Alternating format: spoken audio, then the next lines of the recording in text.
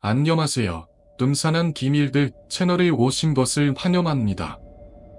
오늘은 참안을 하던 중 발생한 공포스러운 이야기를 함께 살펴보겠습니다.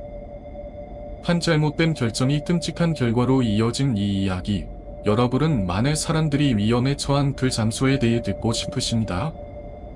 이 이야기는 더운 여름밤, 친구들이 캠핑을 가기로 한 날에 일어났습니다.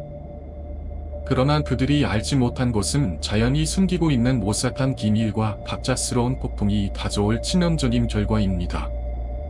이 비밀을 함께 탐험해보며 과연 어떤 일이 벌어졌는지 알아봅시다. 안녕하세요. 저는 평소 참안을 즐기는 공포학과 학생입니다. 자세한 지역을 밝히긴 어렵지만 그 당시 사망 사건이 있었기 때문에 아마 아시는 분들도 계실 거라 생각합니다. 때는 무더운 늦여름 금요일이었습니다. 저는 시간이 날 때마다 주만을 껴서 2박 3일씩 차반을 가던 그런 청명이었기에 그 주에도 차반을 가려고 짐을 싸고 있었습니다. 짐을 거의 다 싸갈 때쯤 어머니가 오시더니 어두운 표정으로 나의 이야기를 하시면서 뭔가 기분이 안 좋다고 안다면 안 되겠냐고 말씀하시더군요. 그 당시 뉴스에서만 적은 양의 비가 온다고 들었던 터라 살짝 망설이긴 했지만 참안을 하시는 분들은 잘 아실 겁니다. 비 오는 날 차 안 이불에 누워 차 천단에 떨어지는 따닥따닥 빗소리를 듣는 게 얼마나 힐링이 되는지 말이죠. 비 오는 날 한두 번 참원을 다닌 것도 아니었기에 어머니에게는 걱정하지 말라고 말씀드리고 차를 출발시켰습니다. 제가 전화낸 산지는 앞에 자이벽이 있고 잘들 아래로 계곡이 흐르고 있지만 차를 대고 텐트를 칠 수 있는 곳은 도로여 공터였습니다. 따라서 비가 웬만큼 많이 오지 않는 이상 그 공터로 비가 넘치는 일은 없는 그런 참석하기 너무 좋은 곳이었죠. 도착을 하니 한 팀이 이미 텐트를 쳐왔고 수단을 떨고 있었고 다른 한 팀도 텐트를 치며 캠핑 준비에 여념이 없었죠. 회사원들을 보며 조문 이유시길 바라며 제가 원하는 자리에 차를 정차했고 저도 분주하게 텐트를 치고 테이블을 놓으면서 제가 산위간 지낼 장소를 깔끔하게 세팅을 했습니다. 그렇게 텐트를 치고 의자에 앉아 계곡과 절벽을 바라보며 물이 흘러가는 소리와 아이들이 계곡에서 뛰어노는 소리를 들으며 힐링을 했습니다.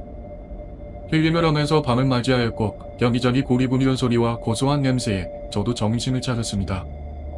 집에서 챙겨온 여러 반찬들과 간단하게 구운 고기로 맛있는 저녁을 먹었죠. 그렇게 점점 밤이 되어가던 중 10시쯤부터 빗방울이 떨어지기 시작했습니다. 저는 차에 누워 따닥따닥 빗소리를 들으며 다시 한번 힐링을 하며 서서히 잠에 들게 되었죠. 그런데 이상한 꿈 하나를 꾸게 되었습니다. 제가 사는 찜으로 보이는 꿈이었는데 웬 잔디밭에 제가 덩그러니 서 있더군요. 주변에 아무것도 없고 엄청 넓은 평야만 펼쳐진 그런 곳에 저 혼자 서 있었습니다. 그리고 저는 어디론가 걷기 시작했고 어느 순간 저 멀리 문이 하나 보였습니다.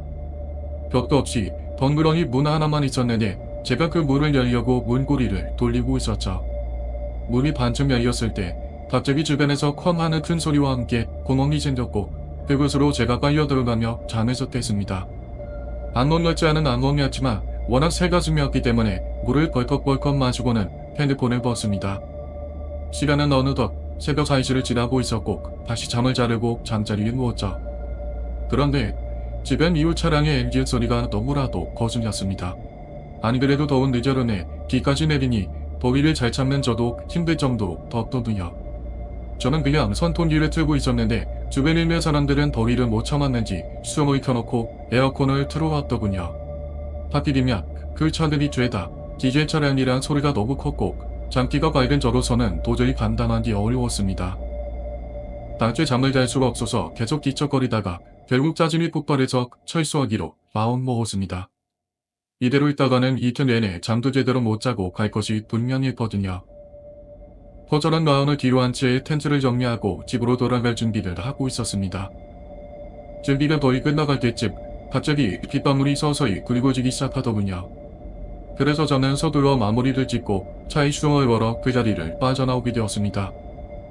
새벽 2시에 비까지 내리는 상황이어서 천천히 운전해서 집으로 왔고 1시간이 걸릴 거리를 2시간이 넘게 올려서 도착했습니다. 그렇게 집에 도착해서는 기절하듯 잠에 들었죠. 그렇게 잠을 자던 도중 저랑 멜소리가 요란하게 울려대서 기원사무한 상태로 핸드폰을 보니 어머니께 전화가 오고 있었습니다. 제가 자는 둥 마는 둥 전화를 받는 순간 어머니가 어디냐고 보레보레 소리를 쳤습니다. 순간 잠이 다 달아나서 짜증 섞인 목소리로 어머니께 왜 그러냐고 물었죠. 그런데 어머니께서는 믿기 힘든 이야기를 하셨습니다.